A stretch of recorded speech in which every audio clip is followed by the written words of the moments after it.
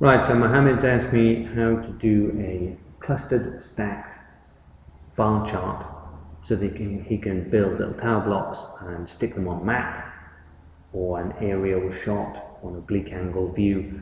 He's going to put them on there so they look like tower blocks, and it's going to be a located clustered stacked bar chart, which is kind of a sophisticated plot way of showing his data from his geography coursework. So this is how you do it.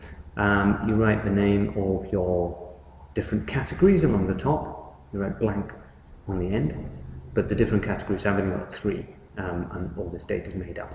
You then write the sites down. Site 1, building A, B, C, D. In this one, and in this one, I put a space. Site 2, building A, B, C, D, space, space. Site 3, building A, B, C, D.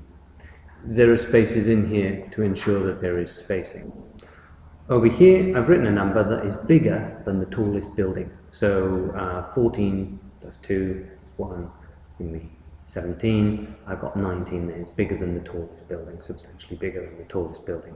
That's going to help with the layout. It's going to give the impression that it is a clustered stacked bar chart, whereas in fact it's not really, because Excel won't let you do that. Now I'm going to select my data, go to Insert, go to Columns. If I'm just going to produce a graph, I would go for that. If I'm going to produce a graph that I'm going to put in my report and discuss as is, I would go for that. If you're going for the effect of building tower blocks, then you want the 3D one. And that's what I'm trying to do here today. So I've picked the 3D one there. It's possible that when you get it, it'll end up looking like this, which is obviously the wrong way around. If that happens, go to Design tab, switch row column, and you'll get the right one. It might happen to you, I don't know.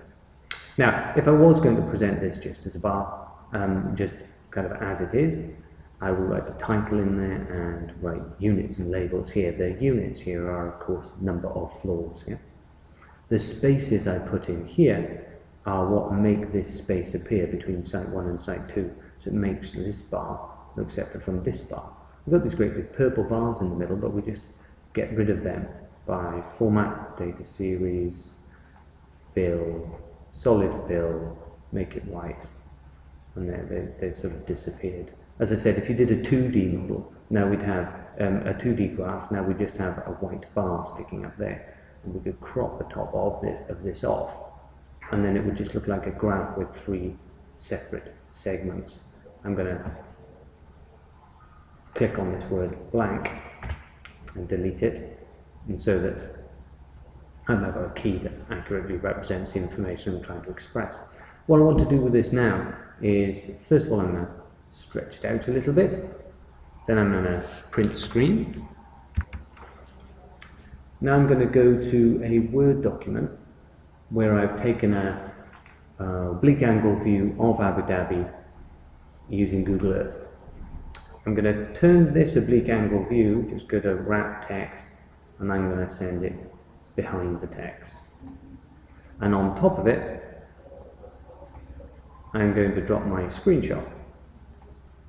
From my screenshot, I'm going to cut out my graph.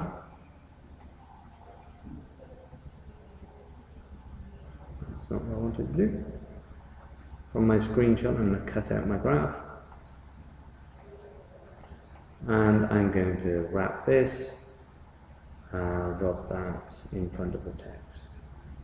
There, now I can move it about on there. This isn't big enough, I'll stretch it out a bit. I'm going to get settled with the size of it. Decide what I think is the appropriate size.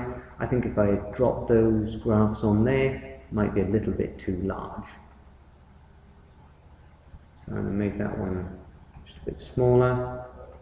Now if I drop those on top of there, that could be okay. I certainly want it to be visible enough to be able to read the key and read the scale. So I'm going to stick with that.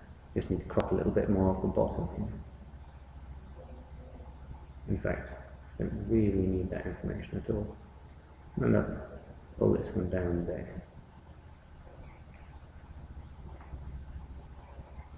Now, once you've done that, it's very important that you do not change the size of this anymore, otherwise one graph won't refer to the other graph. They won't be comparable to each other. So I'm going to take a copy of that and drop the copy over on the side there. I'll need to use that later. Now I can start cropping this image. The first thing I want to do is I want to create a key.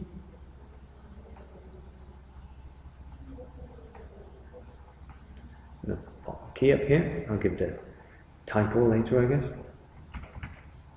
Pick up another one. This is going to be my scale.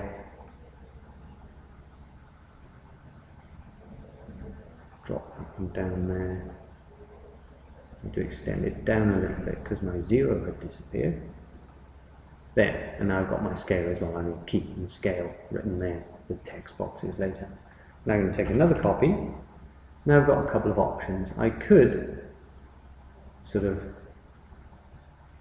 quick and easy method of doing it. I could just cut out that lot and I'll just drop them as a group there. I suppose the advantages of this are that we do have these bars on there, so you could count them if you want, but the problem is that it's taking up a big chunk of the map. Personally, I would prefer to cut out the bars individually, or cut out the columns, sorry, individually. So I'm going to chop up this column. Note, while you're chopping this up, you are not, I'm just zooming in so I can chop it more accurately. While you're chopping this up, you are not changing the size, you're just cropping. If you change the size of it, it means that the graph doesn't really work as a graph anymore. There, now I've got my first tower block, so I can pop that in there. I can now take another one, chop out another tower block,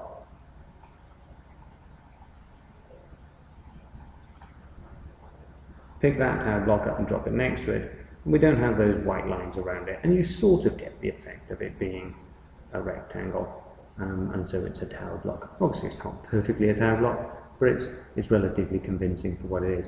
You would then follow that up, everything at site 1, site 2, site 3, and so on. You'll need to stick a title, a label there saying key, and down here we'll need scale.